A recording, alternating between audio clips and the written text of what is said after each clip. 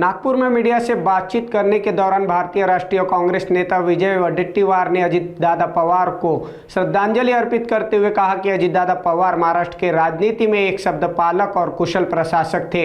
जो कहना होता था साफ कहते और जो करना होता उसका निष्पादन करते। आगे वडेट्टीवार ने कहा कि महाराष्ट्र ने एक आज महान नेता खो दिया है और यह घटना कल्पना से परे है। निश्चितच अजितदादा एक महाराष्ट्राच्या राजकारणातील अनन्यसाधारण महत्त्व असलेले हे नेते होते। अत्यंत लोकप्रिय, शिस्तबद्ध आणि दिलेला शब्द पाळणारा नेता म्हणून महाराष्ट्राला त्यांची ओळख होती।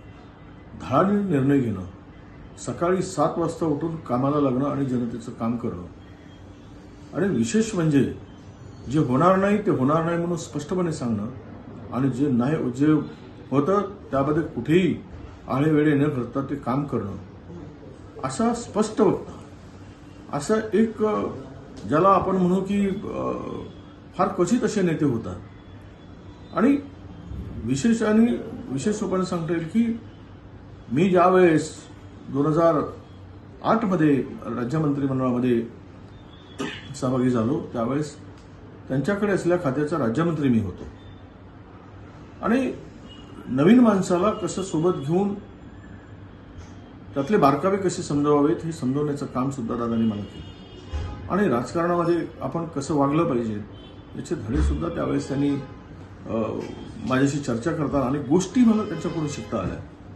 त्यांच्याबरोबर नंतरही मंत्रिमंडळामध्ये कॅबिनेट मंत्री म्हणून काम करण्याची संधी मिळाली। गेली 25 वर्ष सातत्यानं त्यांच्याबरोबर कधी सत्ताधारी बाकात तर कधी विरोधी बाकात बसून काम करण्याची संधी मिळाली आणि आज महाराष्ट्रातील हा एक मोठा नेता की जे कल्पनाच करू शकत नाही, जे कल्पनेच्या पलीकडचं आहे की असं होऊ शकतं, असं घडू शकतं, असं अचानक काळाने घाला घालून एका लोकनेत्याला, एक समाजाप्रती समर्पित असलेल्या नेत्याला महाराष्ट्राला मुकावं लागलं हे अत्यंत दुःखदायक, वेदनादायक आहे। ही हानी भरून न निघणारीच आहे।